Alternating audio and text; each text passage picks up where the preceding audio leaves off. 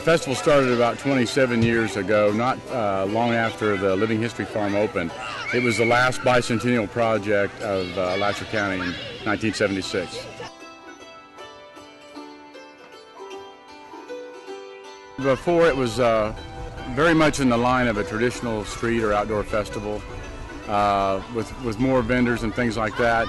But as we refined our living history programs, we realized our mission is education, and even though we hope to raise some funds for our programs, we wanted this to be as educational as possible. My great-grandfather and some of these younger people's great-great-grandfathers, this is all they had to make fire. And this is a sea striker, which is probably pretty obvious why it's called that. This is a piece of calcedon, flint, and this is a piece of charred cloth. We strike the steel across the flint. The little sparks you see are little pieces of steel being scraped off by the flint, because the flint is 8 times harder than the steel. Now that spark is going to ignite the char cloth. Then we take the char cloth in some tinder, in which case this is a dead Spanish moth. We'll put the char cloth in the moss, in the tinder. There are other things that'll work. Some shriveled up, raveled pine straw works really well, and you just blow.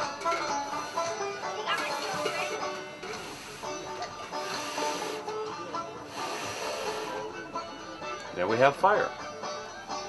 And that's how it's done with flint and steel.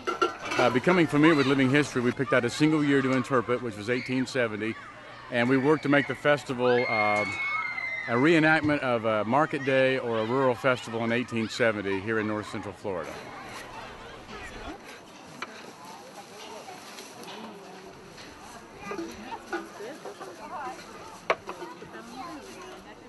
Right now we're standing in the games area, in the picnic area at Morningside Nature Center, and we've got all sorts of fun and games set up here, and the children, as they want, can come and go and play the games and beanbag toss and steal the bacon and tug-of-war, and they also have the opportunity to walk down to the farm area where there are all sorts of displays and vendors of 1870 period crafts and cooking and chores and all sorts of fun things going on, not to mention all the animals that are down there. Hold on a second. Oh, there's one. Okay. I think there were about 1,500 children who came out this year throughout the course of yesterday, Thursday, and Friday. And there'll be a lot more children and adults that come through over the weekend as well. They come from various schools throughout Alachua County, but also as far as Columbia County and High Springs and all over north central Florida. Well, I think with anything that we do, I just like seeing people coming out here and enjoying a different experience. The nature parks in Gainesville are not like a traditional city park. We don't have tot lots or swimming pools. It's all about seeing how Florida was before we developed it. And of course, the Living History Farm is a peek at the way our forebears lived that made it possible for us to have a good life here in Florida today. So I guess the best part for me is just having people here having a good time in a real wholesome way. That's nice. It's going to be a shutter dog. That's a shutter dog. The shutter's up here, see? You turn it over like that and open the shutter and then allow this to drop down in front of it, and it prevents the shutter from closing. Oh. I'm making them for the house up there. Well, Morningside is a great place to come. It's the oldest of the city's nature parks. It has more species of plants and animals that you can probably see within the city limits. And our festival is not like anything else that's being done here. We forego all of the things that will bring in big crowds and big bucks in favor of trying to give as authentic experience as possible. We can't be 1870, obviously, but in as far as possible, no electricity, and try to keep the vehicles out of the area. Everything's done by horse. The wagon rides are all horse-drawn, and the menu is from the 1870s, the music's from the period. So that's what makes it different.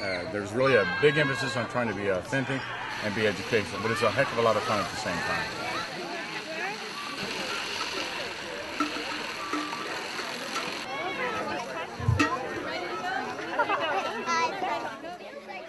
We talk to them about our kitchen and how we cook, and we show them our stove. We have a wood-burning cook stove, and of course it uses wood for fire, so we always show them the fire, and we show them what's inside the oven cooking so they can see how we cook.